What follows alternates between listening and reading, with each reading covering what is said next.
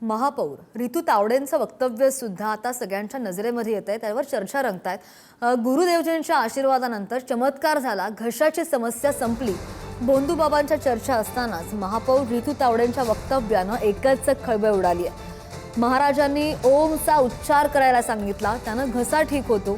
टीकेनंतर मुंबईच्या महापौर तावडेंनी स्पष्टीकरण दिलंय। कुठेही अंधश्रद्धेला प्रोत्साहन देण्याचं काम नव्हतं असं स्पष्ट करत रितू तावडे यांनी उत्तर दिलेलं आहे।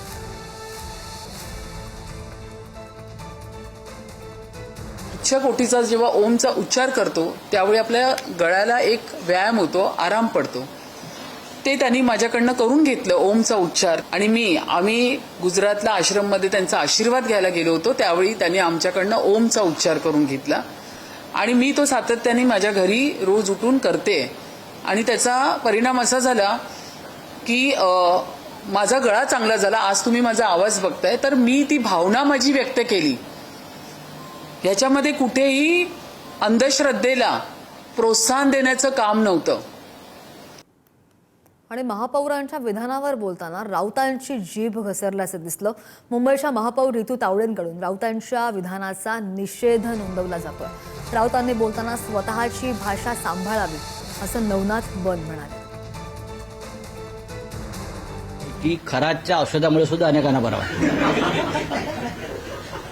हा ज्याच्या त्याचा प्रश्न आहे, कोणाला कोणत्या औषधाने बरं वाटतं हा ज्याच्या त्याचा औषधाचा प्रश्न आहे। एखाद्याच्या हाताला गुण असतो, एखाद्याच्या दुसऱ्या कुठल्या अवयवाला गुण असतो। हा संजय राऊत त्यांच्या तर काही जिभेला हाडच राहिलेलं नाहीये। भाषा काय, बोलण्याची काय पद्धत, एका महिलेच्या बाबतीत तुम्ही बोलताय त्याला काय वाटतं तुम्हाला? ज्यावेळी तुम्हाला ईडी लागली, तुमच्या मिसेसवरती आलं, तुमच्या मुलींवरती आलं, तेव्हा तुम्ही उफाळून बाहेर आलात।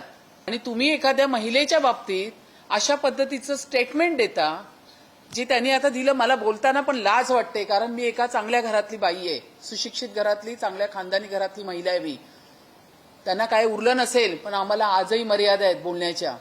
तर अशा पद्धतीचं स्टेटमेंट, त्याचा मी पूर्ण निषेध करते या ठिकाणी। कुणाचा कोणता अवयव कुठे काम करतोय हे सांगण्याच्या भानगडीमध्ये संजय राऊत तुम्ही पडू नका, कारण तुमचा तोंड नावाचा अवयव महाराष्ट्रामध्ये किती घाण करतोय, रोज सकाळी उठून गटारगंगा वाहतोय हे महाराष्ट्राने बघितलंय। त्यामुळं कुणाच्या अवयवाला काय गुण येतोय, अवगुण येतोय हे सांगण्याच्या भानगडीमध्ये हे बोलण्याचा अधिकार तुम्हाला नाही, कारण तुम्ही रोज तोंड नावाच्या अवयवातून गटार घाण बाहेर काढता आणि तुमच्या तोंड नावाच्या अवयवामुळे महाराष्ट्रामध्ये घाणेरडं राजकारण करण्याचा प्रयत्न रोज सकाळी होतोय। त्यामुळं तुम्ही स्वतः या तोंडाच्या अवयवाला सांभाळा आणि मग इतरांच्या अवयवाबद्दल बोला।